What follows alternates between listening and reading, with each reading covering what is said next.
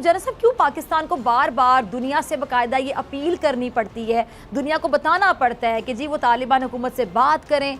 क्या मगरबी दुनिया को खुद एहसास नहीं है इंसानी हुकूक का? और इसराइल और भारत इस वक्त पाकिस्तान के खिलाफ लॉबिंग कर रहे हैं, प्रॉक्सी वॉर कर रहे हैं। क्या हम तो चले गए IMF में, तो अब शायद दूध की नदियां क्यों नहीं बह रही हैं? क्यों तबाही बर्बादी अब भी है?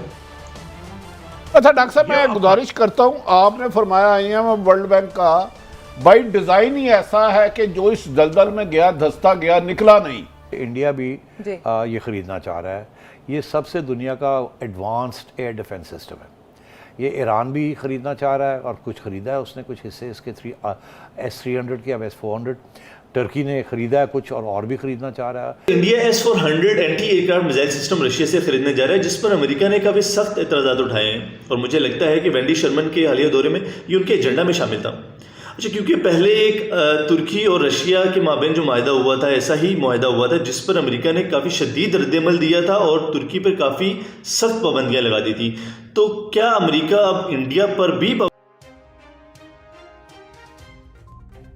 हेलो फ्रेंड्स, अपना हिंदुस्तान न्यूज़ में आपका स्वागत है। पाकिस्तानी मीडिया इस वीडियो में बता रहा है कि अगर अफगानिस्तान के हाथ जल्द सुधरे नहीं तो ये सारा मलबा पाकिस्तान के ऊपर आके गिरने वाला है, क्योंकि अमेरिका ने साफ इनकार कर दिया तालिबान को मदद करने से जब तक तालिबान अपने यहाँ पर मानव अधिकार के नियम नहीं लागू करता है। इसकी वजह से पूरे पाकिस्तान में हलचल तेज हो गई है। अब उन्हें ये लग रहा था कि अमेरिका इनकी मदद करेगा तो यहाँ का रास्ता साफ होगा और चाइना और पाकिस्तान मिलकर यहाँ ट्रेड करेंगे। वो ये होता हुआ दिख नहीं रहा। इसकी वजह से पूरे पाकिस्तान में और पाकिस्तान मीडिया में घबराहट का माहौल है और उन्हें अफगानिस्तान का सारा खेल पलटता हुआ दिखाई दे रहा है। और साथ ही साथ IMF से कर्जा लेने के बाद पाकिस्तान की इकनॉमी और भी गंदी स्थिति में पहुंच गई, जिसकी वजह से पाकिस्तानी मीडिया परेशान है। और साथ ही साथ उन्हें यह भी डर लग रहा है कि भारत S-400 ले रहा है, जो दुनिया का सबसे अच्छा एयर डिफेंस सिस्टम है। इसकी वजह से पूरी दुनिया में भारत की सेफ्टी बहुत अच्छी हो जाएगी और एयर डिफेंस बहुत तगड़ा हो जाएगा। और आइए देखते हैं फ्रेंड्स इस वीडियो में आगे क्या होता है। क्योंकि एक तरफ ये खबर सामने आती है जी कि जी स्पीकर भारतीय लोकसभा ने चेयरमैन सेनेट सादिक संजरानी साहब को दौरा भारत की दावत दी है। उसके बाद सादिक संजरानी साहब ने तकरीब में शिरकत से मुतालिक जो मुख्तलिफ हल्के हैं उनसे मुशावरत भी शुरू कर दी है। अब एक तरफ भारत हमारे चेयरमैन सेनेट को भारत के दौरे पर बुला रहा है और दूसरी तरफ कभी हमारे खेलों पर असरअंदाज होने की कोशिश करता है, कभी मकबूजा कश्मीर में होने वाले हमलों को पाकिस्तान से जोड़ने की कोशिश करता है। तो ऐसे में भारत से खैर की उम्मीद क्या रखी जा सकती है? कैसे रखी जा सकती है? हो ही नहीं सकता, नामुमकिन है, इम्पॉसिबल। क्योंकि मोदी ने पहले भी यूरोपीय यूनियन का जो वफ्द है वो मकबूजा कश्मीर में भेजकर, आपको याद होगा, ये तासुर जमाने की कोशिश की थी कि जी भारत में तो सब कुछ अच्छा है, कश्मीर में तो बड़ा अमन है। अब जाहिर सी बात है मोदी हुकूमत को इसराइली जासूसी सॉफ्टवेयर तक रसाई किसने दी? इसराइल की आशीर्वाद से हासिल हुई। और इसराइल और भारत इस वक्त पाकिस्तान के खिलाफ लॉबिंग कर रहे हैं, प्रॉक्सी वॉर कर रहे हैं। तो जरा साहब क्यों पाकिस्तान को बार बार दुनिया से बाकायदा ये अपील करनी पड़ती है, दुनिया को बताना पड़ता है कि जी वो तालिबान हुकूमत से बात करें? क्या मगरबी दुनिया को खुद एहसास नहीं है इंसानी हुकूक का? अगर वहाँ पे भूख नंग और कत्ल गारे शुरू हो जाती है, डाके पड़ने शुरू हो जाते हैं, नारकोटिक्स बिकनी शुरू हो जाती हैं, पॉपी ग्रोइंग शुरू हो जाती है, तो ये सब चीज़ें रेफ्यूजी भी लाएंगी हमारी तरफ, नारकोटिक्स भी लाएंगी हमारी तरफ, और उसके साथ साथ स्मगलिंग भी होगी। तो ये पाकिस्तान का मसला यही है कि चूंकि सबसे ज़्यादा हमारे ऊपर प्रॉब्लम आती है, हम बाबेला मचा रहे हैं कि जी इनका हाथ पकड़ें ताकि ये डिस्टेबलाइज ना हो। असल चीज़ ये है कि ये जो दाइश है ये वो दाइश नहीं है जो कि सीरिया से आप कह रहे थे कि पूरी दुनिया में वो आके तो आगे चाहते हैं कि जी इंडिया तक वो जाएं, वो किस्सा नहीं है। ये दाइश क्रिएट की गई थी, भारत ने की थी ये पाकिस्तान के लिए। आज भारत उनको वहाँ अफगानिस्तान में तालिबान को डिस्टेबलाइज करने के लिए इस्तेमाल कर रहा है। क्या हम तो चले गए IMF में, तो अब शायद दूध की नदियां क्यों नहीं बह रही हैं? क्यों तबाही बर्बादी अब भी है? अच्छा डॉक्टर साहब, मैं गुजारिश करता हूं, आपने फरमाया IMF वर्ल्ड बैंक का बाई डिज़ाइन ही ऐसा है कि जो इस दलदल में गया धंसता गया, निकला नहीं। क्या बिल्कुल क्या जिंदगी में कोई ऐसा वक्त आएगा कि हमारे हाकिम वक्त, जब आपने प्राइम मिनिस्टर ऑफ पाकिस्तान को बताया भी कि फैक्ट्स अगर आप इसमें रहते हैं तो तबाही बर्बादी है, क्या हम इससे निकल नहीं सकते? कोई ऐसा रास्ता नहीं है? आपने उन्होंने उसको कोई ऑप्शन भी दी कि नहीं? आपने सुनने में आ रहा है 10 से 15 रुपये हम पेट्रोल जो है उसमें इजाफा कर रहे हैं। हमारी जो ग्रोथ है खुद वर्ल्ड बैंक मानता है वो 3.45 के पास है। जो सिंपल मेरा आपसे सवाल है, जो नज़र आ रहा है हर एक को कि बिजली भी महंगी होगी, पेट्रोल भी महंगा होगा, सब्सिडीज़ आप पे वो डंडा दे रहे हैं कि ख़त्म करें।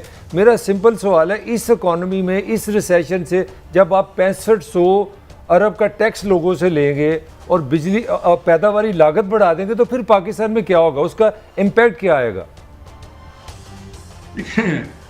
जितना आपने ये मंजरनामा पेश किया है, आप खुद सोचें कि हम IMF में हैं और ये मंजरनामा है जो आपने बयान किया है। क्या इससे पाकिस्तान की मईशत बेहतर होती है? क्या बिजली की कीमत बढ़ाकर पाकिस्तान की मईशत बेहतर होगी? क्या गैस की कीमत बढ़ाकर पाकिस्तान की मईशत बेहतर होगी? क्या करेंसी को डिवैल्यू करके पाकिस्तान की मईशत बेहतर होगी? क्या इंटरेस्ट रेट को बढ़ाकर पाकिस्तान की मईशत बेहतर होगी?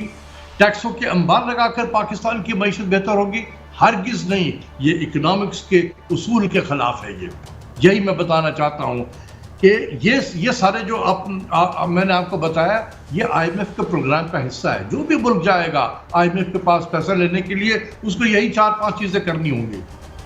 तो इससे मुल्क की मईशत बेहतर तो नहीं होती है। एक आम आदमी को जिसको इकोनॉमिक्स की सूझबूझ ना हो, वो भी कहेगा कि भाई इससे मईशत कैसे बेहतर होगी। सेठी साहब, जब आप हथियारों की बात करें तो एक क्वेश्चन आया है, वो सुन लेते हैं, वो बहुत इंपॉर्टेंट है। अस्सलाम वालेकुम सिटी साहब, मेरा नाम अवैस अहमद है। Sir, India S-400 anti aircraft missile system Russia से खरीदने जा रहा है, जिस पर अमेरिका ने काफ़ी सख्त एतराज़ात उठाए हैं और मुझे लगता है कि वेंडी शर्मन के हालिया दौरे में ये उनके एजेंडा में शामिल था। अच्छा, क्योंकि पहले एक तुर्की और रशिया के माबैन जो माहिदा हुआ था, ऐसा ही माहिदा हुआ था जिस पर अमेरिका ने काफ़ी शदीद रद्दअमल दिया था और तुर्की पर काफ़ी सख्त पाबंदियाँ लगा दी थी। तो क्या अमेरिका अब इंडिया पर भी पाबंदियाँ लगा देगा? जैसे आपने फरमाया डाइवर्सिफाई किया इंडिया ने, अब रशिया के साथ जो उसकी S-400 के मामले पर डील है, उस पर वेंडी शर्मन ने कहा है कि होपफुली जो अमेरिका के कंसर्न्स हैं उन्हें एड्रेस किया जाएगा, जब वो इंडिया के टूर पे थी। ये क्या सैंक्शन का सामना हो सकता है? कि इंडिया भी ये ख़रीदना चाह रहा है। ये सबसे दुनिया का एडवांस्ड एयर डिफेंस सिस्टम है। ये ईरान भी ख़रीदना चाह रहा है और कुछ ख़रीदा है उसने, कुछ हिस्से इसके S-300 के, अब S-400 टर्की ने ख़रीदा है कुछ और भी ख़रीदना चाह रहा है। अमेरिका बहुत नाराज़ है, बिकॉज अमेरिका का जो एयर पावर है, अमेरिका की जो स्ट्रेंथ है, इट्स इन इस एयर पावर। जहाँ वो अपने ट्रूप्स उसके नहीं मरते और बम्बार्डमेंट करते हैं, ड्रोन्स हैं, B-52 बॉम्बर्स हैं, F-35s हैं, मतलब their air power is superb. अच्छा, उसके ख़िलाफ़ ये रूसियों ने एक ऐसा एयर डिफेंस सिस्टम क्रिएट किया है जो वो ममालिक जिनको डर है फ्रॉम एयर पावर, वो उन्होंने ख़रीदना शुरू किया। तो आशा अमेरिका की पूरी कोशिश है कि ये ना ख़रीदा जाए। उन्होंने टर्की के साथ भी झगड़ा कर लिया, इंडिया को वो टेम्प्ट कर रहे हैं कि ये मत ख़रीदें, हमारे साथ आ जाएं in the defence with Australia, in the South China Sea वगैरह, वहाँ आ जाएं, क्वाड के अंदर आ जाएं, हम आपको फॉरेन, मतलब इंडिया के साथ अब वो स्ट्रेटेजिक रिलेशनशिप। इसीलिए ये जो खातून आई थी, उन्होंने वेंडी ने वहाँ बैठ के बड़ी इंडिया के हक़ में बातें की और आपके ख़िलाफ़ बातें की। तो इस पर कोई शक नहीं है कि इंडिया के ऊपर प्रेशर आएगा। मैं जाते जाते ये कह दूँ, टाइम थोड़ा है, ईरान ने भी प्रेशर बर्दाश्त कर लिया, टर्की ने भी प्रेशर बर्दाश्त कर लिया, और मैं आपको लिख के दे देता हूँ, इंडिया भी प्रेशर बर्दाश्त कर लेगा, अमेरिका की बात नहीं मानी जाएगी। ईरान और टर्की के बाद जब आपने इंडिया का कह दिया, तो ये बात तो समझ में आती है कि इंडिया कॉन्फिडेंट है। ठीक है सेठी साहब, बहुत शुक्रिया आपका।